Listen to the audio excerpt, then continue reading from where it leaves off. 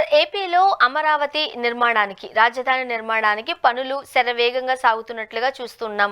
ఇప్పటికే మనకి కేఎఫ్డబ్ల్యూ నుంచి 27,000 కోట్లు అప్పు తెచ్చేందుకు కూడా కూటమి ప్రభుత్వం ముందడుగులు వేస్తుంది అంటూ కూడా ఈ రోజు మనం వార్తాపత్రికల్లో చూసాం. ఏంటి సార్?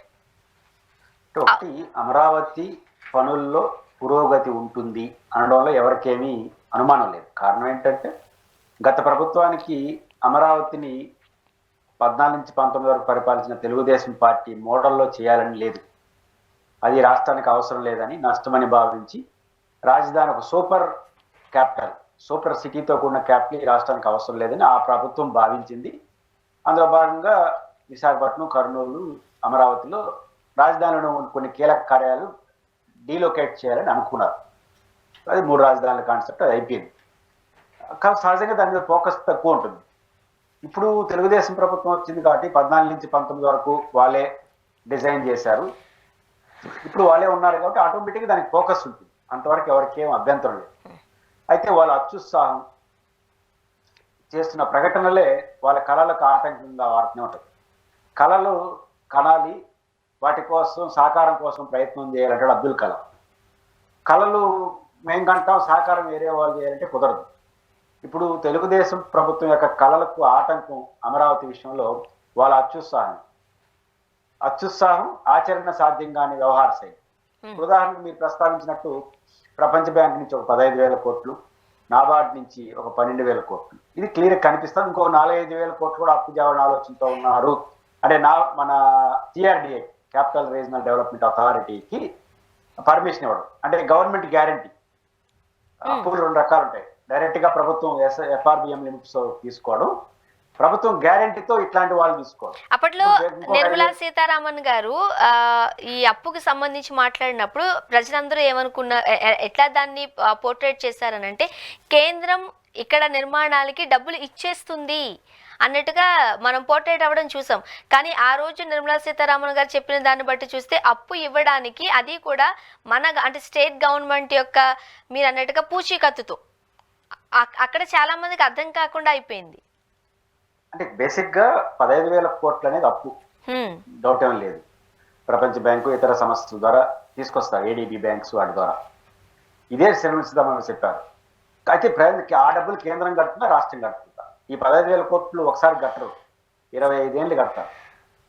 ఈ 25 ఏళ్ళు కేంద్ర ప్రభుత్వం కడుతుందా? కేంద్ర ప్రభుత్వంతో బాగుంటే 4 ఖాతాలు కడతారు, 5వ కంత ఎక్కువ వేస్తారు. కానీ ఏదైనా సరే ప్రజలపైన అది మొప్పే.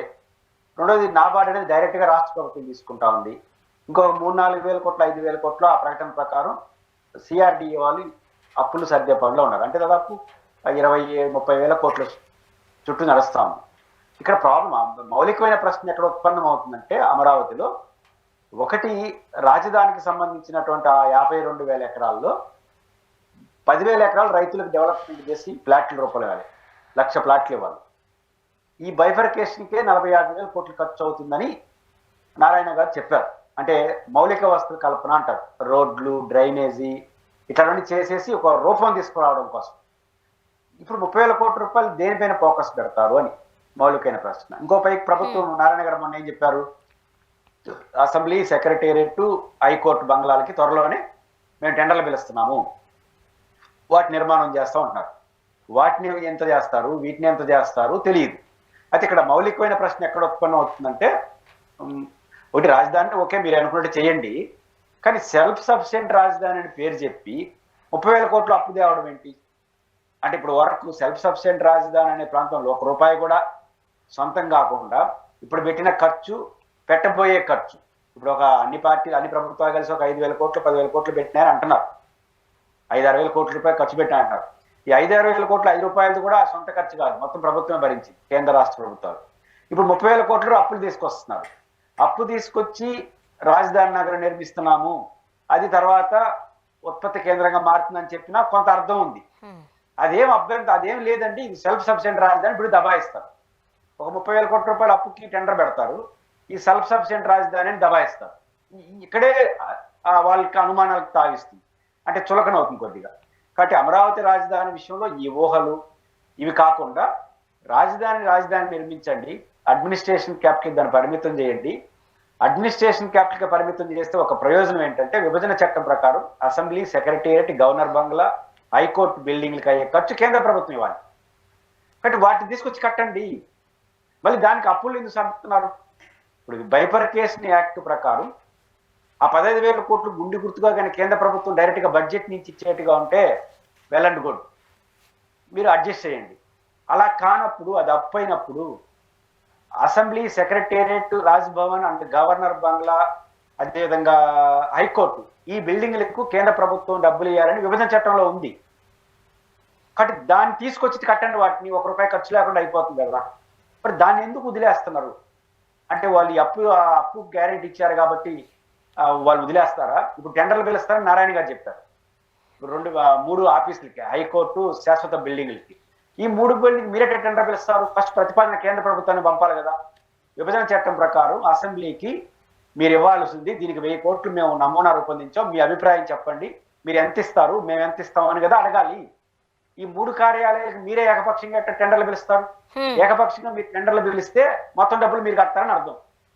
అసలు బైఫర్కేషన్ యాక్ట్ ప్రకారం ఉచితంగా కట్టాల్సిన బిల్డింగ్లు కూడా మీరు కట్టడం ఏంటి? అది ఎందుకు అలా జరుగుతుందంటారు? ఎందుకు కట్టలేదంటే వీళ్ళు మొత్తం కలిపి చేసేస్తున్నారు.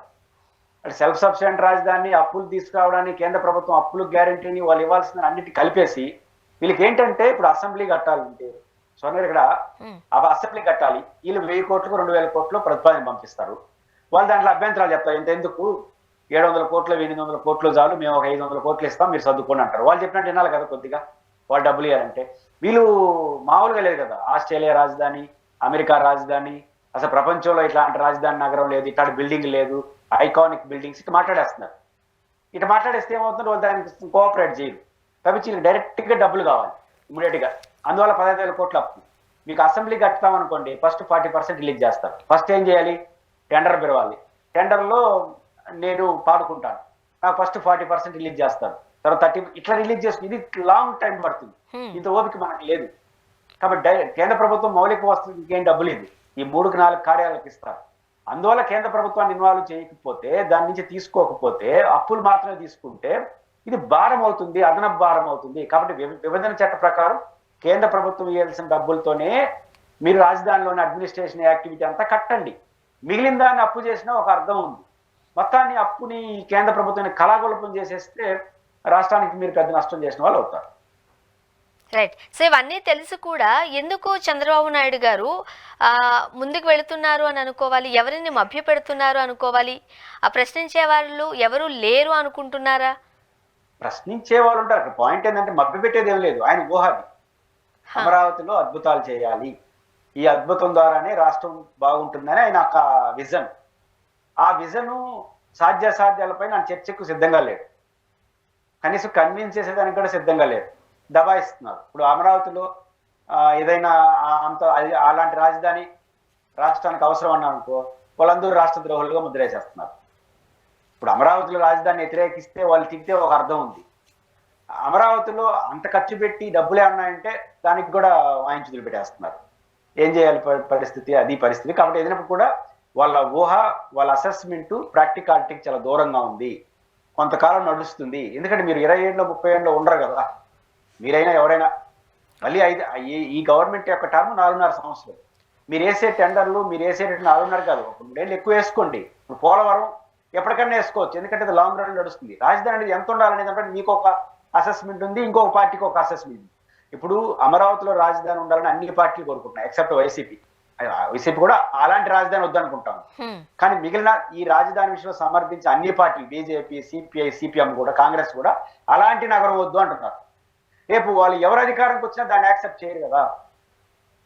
జగన్ పక్కన పెట్టండి, రేపు వామపక్షాల అధికారంలోకి వచ్చినా, కాంగ్రెస్ అధికారంకి వచ్చినా ఆ తరహా నగరం వద్దు అంటున్నారు. అంటే అంత పెద్ద నగరం వద్దు, అడ్మినిస్ట్రేషన్ క్యాపిటల్ గా ఉండంటారు. రేపు మీకు భిన్నమైన ప్రభుత్వం వస్తే వాళ్ళు ఏరే లైన్ తీసుకుంటాడా, దాని పరిస్థితి ఏమవుతుంది? కాబట్టి దీన్ని దృష్టిలో పెట్టుకోకుండా ప్రభుత్వం వెళ్ళడం అనేది సరికాదనిపిస్తుంది. ఇంకొకటి, మనం ఈ